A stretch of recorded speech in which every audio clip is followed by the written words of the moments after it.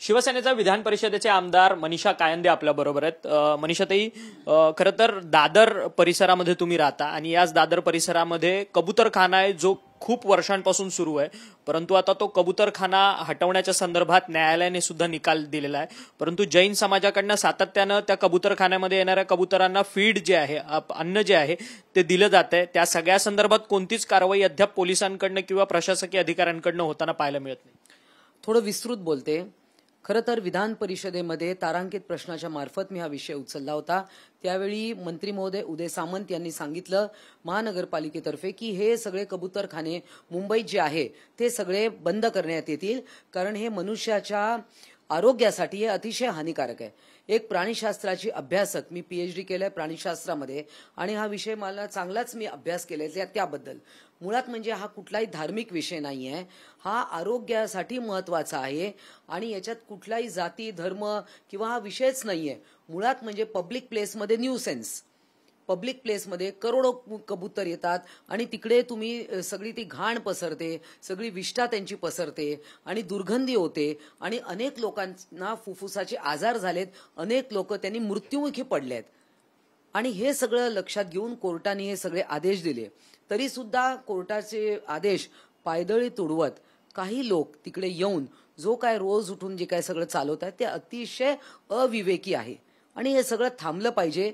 हा एक, मी पहिल्यापासून म्हणते की हा एक वैज्ञानिक विषय आहे, हा आरोग्याच्या दृष्टिकोनातून महत्वाचा आहे, याच्यामध्ये कुठलाही जाती धर्माचा विषय नाहीये।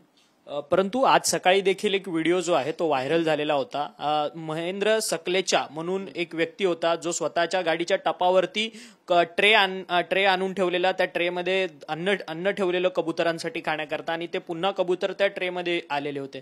त्यावेळेस स्थानिकांनी देखील तिथे विरोध केला की तुमचं कबूतरखान्याच्या समोरच जैन मंदिर आहे, परंतु ते जैन मंदिर मात्र एकीकडे झाकून ठेवण्यात आलंय आणि दुसरीकडे तुम्ही कबुतरांना खाण्याकरता अशा ट्रेमध्ये जेवण ठेवून ते गाडींवरती ठेवता, हे चुकीच्या पद्धतीने हटकवण्याचा प्रयत्न झाला।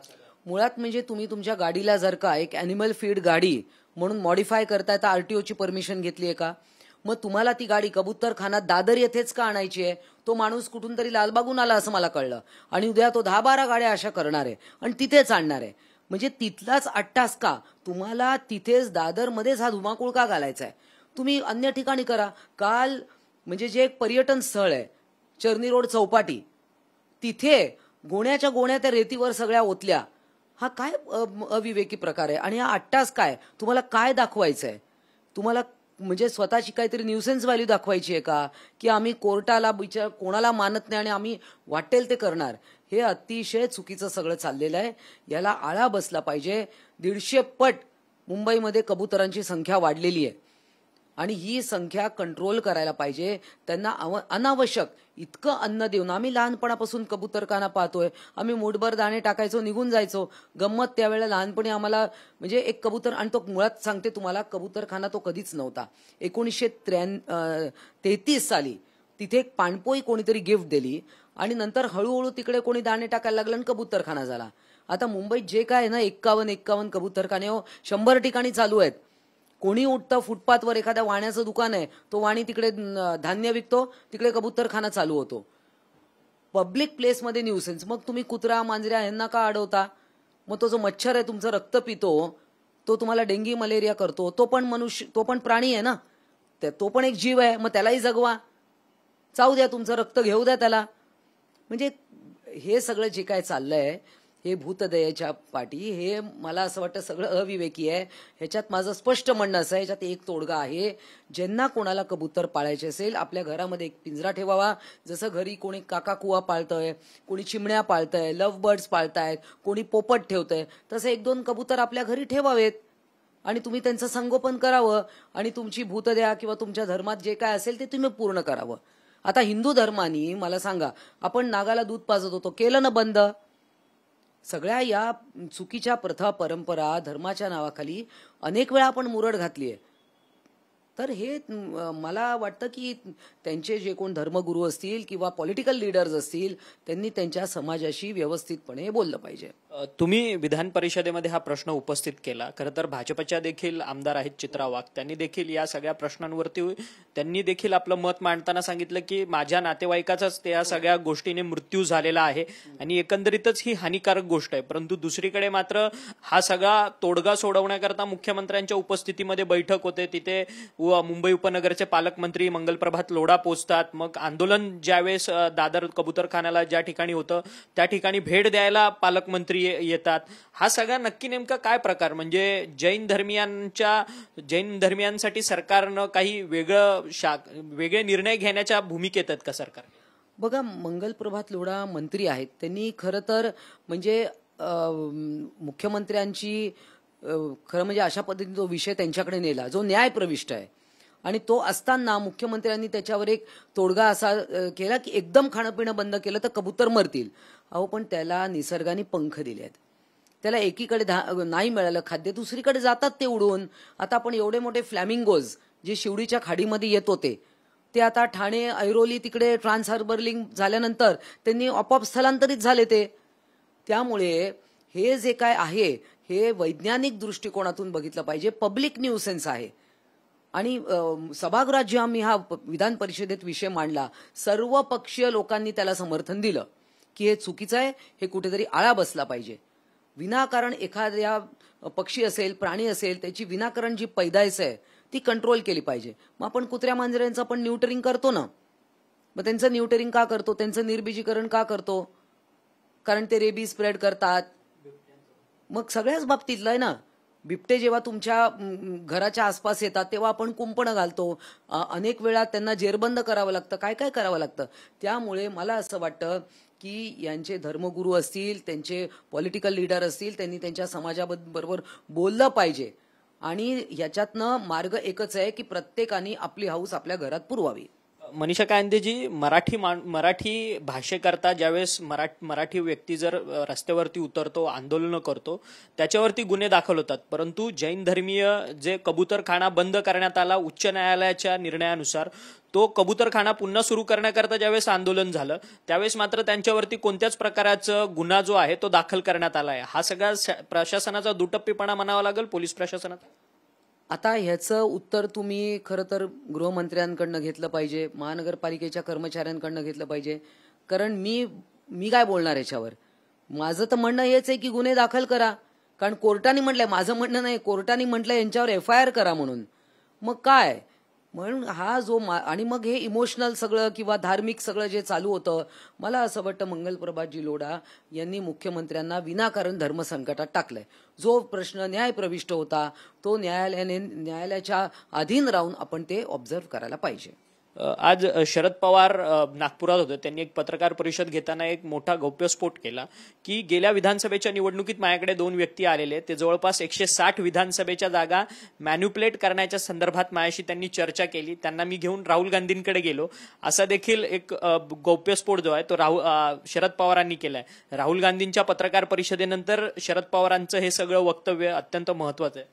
बघा, जेव्हा EVM टॅम्पर होऊ शकतं असं जेव्हा विरोधक यांची ओरड चालू होती की EVM टॅम्पर होऊ शकतं, तेव्हा माननीय शरद पवारजी असं म्हणाले होते की हे निरर्थक आहे बोलणं. सुप्रिया सुळेंचंही वक्तव्य, अनेक लोकांची वक्तव्य की EVM टॅम्पर होऊ शकत नाही म्हणून. आणि आता राहुल गांधींनी जी नवी थिअरी, जो का एक सिनेमा दाखवला की ज्याच्यामध्ये ठाकरे आणि सगळे मागे 6व्या-7व्या रांगेत बसून तो सिनेमा बघत होते. कारण संजय राऊतच म्हणत होते ना, ते मागे बसून चांगलं दिसत होतं वगैरे जे काय. परंतु हे आता जे म्हणतायत की 2 लोक आले होते, तर मग आत्ता ते का बोलताय तुम्ही? किती महिने झाले या निवडणुका आता? मला वाटतं 5-6 महिने होऊन गेलेत आणि त्याच्यानंतर आत्ता हे बोलणं की 2 लोक आले होते. मग हे तेव्हा देखील ते बोलू शकले असते. आणि याच्यात आता राहुल गांधींनाही उत्तर द्यावं लागेल, कारण त्यांनी राहुल गांधींचंही नाव घेतलंय शरद पवारांनी. त्यामुळे आता राहुल गांधींना हा प्रश्न तुम्ही विचारा.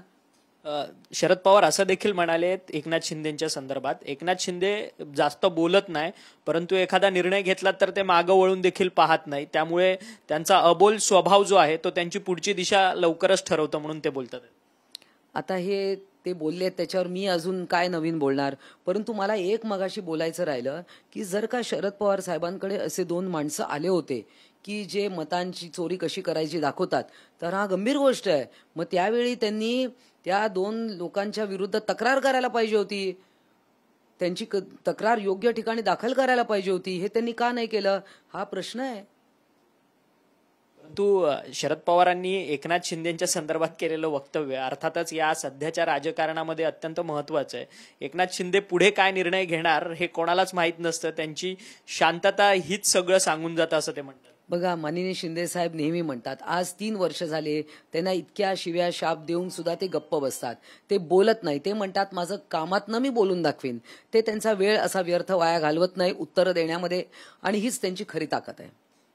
खरं तर काल नारळी पौर्णिमेनिमित्त तुमच्या सगळ्या कार्यक्रम जो वरळी कोळीवाड्यात झाला त्यामध्ये जे सुनील शिंदे आहेत शिवसेनेचे आमदार ठाकरे गटाचे, त्यांच्या मुलाकडनं तुमच्या शाखा प्रमुखाला धक्काबुक्की झाल्याचा प्रकार घडला. त्याच्यानंतर त्यांच्या विरोधात अदखलपात्र गुन्हा अर्थात NC नोंदवली गेलेली आहे.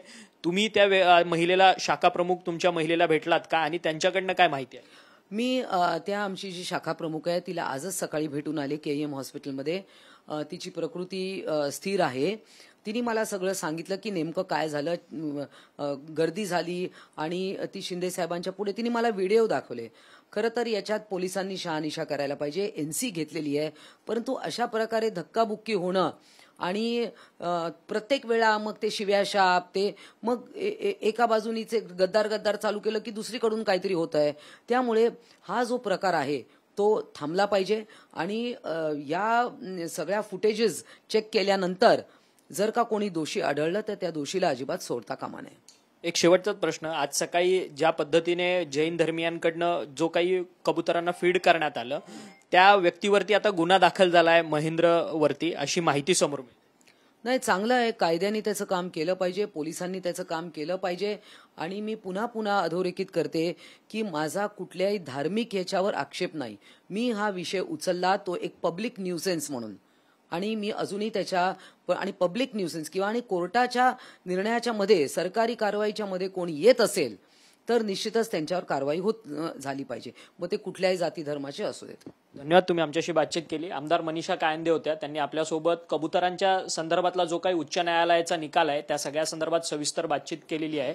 वैज्ञानिक दृष्टिकोन लक्षात ठेवून उच्च न्यायालयाने कबूतरखाना जो आहे तो बंद करण्यात यावा अशा पद्धतीचे निर्णय दिलेत. परंतु जैन समाजातली लोक असतील किंवा तिथचे राजकारणी लोक असतील, या सगळ्या गोष्टींचा मुद्दा जो आहे तो कुठेतरी भावनिक पद्धतीने करताना पाहायला मिळतात. या सगळ्या मुद्द्याच्या संदर्भात सध्या मंगलप्रभात लोढा जे आहेत ते कुठेतरी मुख्यमंत्र्यांना धर्मसंकटात त्यांनी आणलेलं आहे. या सगळ्या संदर्भातला तोडगा जो आहे तो लवकरात लवकर काढावा अशी देखील मागणी जी आहे ती मनीषा कायंदे यांनी आपल्याशी बोलताना व्यक्त केली. व्हिडिओ जर्नलिस्ट आदिलसह अक्षय मंकणी, TV9 मराठी, मुंबई.